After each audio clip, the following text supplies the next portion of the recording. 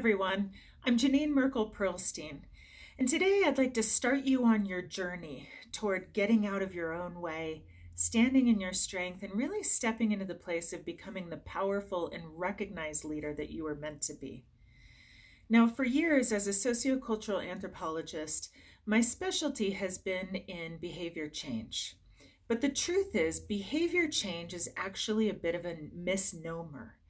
Even though it's true, I do help people change their behaviors. It's really more of an outcome of what they achieve when they focus on really looking deeply at their beliefs and at other attributes in their life. And so for part of this process for you, I want to focus on some tenets that come from the neurosciences that suggest this interplay between behaviors and beliefs. Now, we all have behaviors that are our actions and our reactions to certain stimulus in our life. But if we want to change our results in our life, and we know we have to change our behavior, it doesn't do us much good just to change on the level of our behavior, because then we're only using our willpower.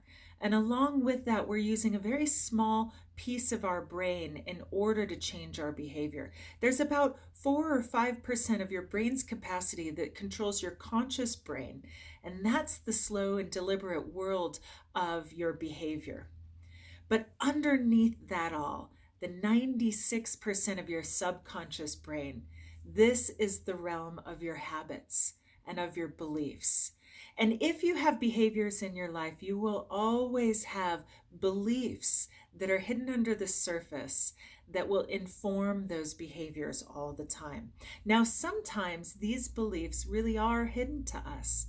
There's a reason why many scientists call it the subconscious mind, also your hidden brain. Because sometimes, even if we have a conscious thought of a behavior that we want to have, that we want to do in our life, maybe we want to change a habit, or we want to start doing something more, something bigger in our life, but we don't have a corresponding belief that supports us. In times of external stress, or maybe even internal stress, we will always sink to the level of our existing beliefs. And sometimes those existing beliefs that we wired into our brain long ago, based on our culture, based on our parents, based on our training, sometimes those beliefs don't really serve us in the direction of our dreams. So I want to talk with you today about an exercise that I start everyone in my coaching programs with. And in this exercise, what I would like you to do is I would like you to take a deep inventory into 4 attributes of your life. Now, these attributes that I want to share with you are, the first one is your attitudes. Now, your attitudes are very changeable. They're a particular state of mind or a feeling under a certain circumstance. Now, you might have an attitude about having tacos on a Tuesday, and you might have a different attitude about what to eat on a Wednesday. It's very fluid as these attributes go. The second attribute I've spoken of before, and that's your behaviors. Again, that's your actions or your reactions to certain stimuli. I want you to take note of your behaviors as well, but then also taking note of those beliefs. Now, it's important to know that your beliefs are simply your conviction in the truth of something. It doesn't necessarily mean it's true. And it's also important to know that your beliefs can be changed. And then the fourth attribute is values. Your values are your standards or qualities that you deem to be worthwhile in your life. These are the least changeable of all these 4 attributes, but still they can be changed.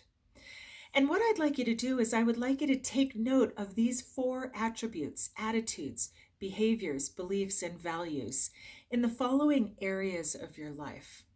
And the first area is all of these 4 attributes will show up in the way that you think about your career and your finances and money and what prosperity means to you. The second place in your life I'd like you to do an inventory on is your relationships. All the kinds of relationships that you have with friends, with lovers, with parents, with children. Then the third area of your life to focus on is your physical body. How do you show up in the world?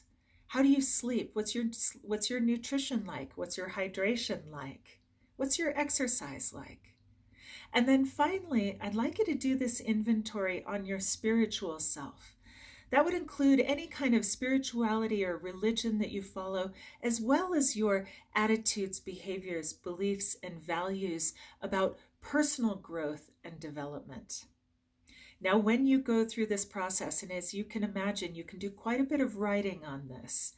As you go through it, you will begin to see where red flags of limiting beliefs, limiting values, limiting attitudes, and certainly limiting behaviors are holding you back in your life. And from that, you'll begin to unfold this roadmap of change through which you really can get out of your own way and create lasting change. So I really do want to invite you on this self-discovery journey. It will make a huge difference in your life. And if you would like to have a conversation with me, I'd like to invite you to apply for a free strategy session where we can plan for your success and see where you've been holding yourself back so that you know where you can make improvements moving forward. Thank you all so much for joining me today. I really look forward to connecting with you again soon. Bye-bye.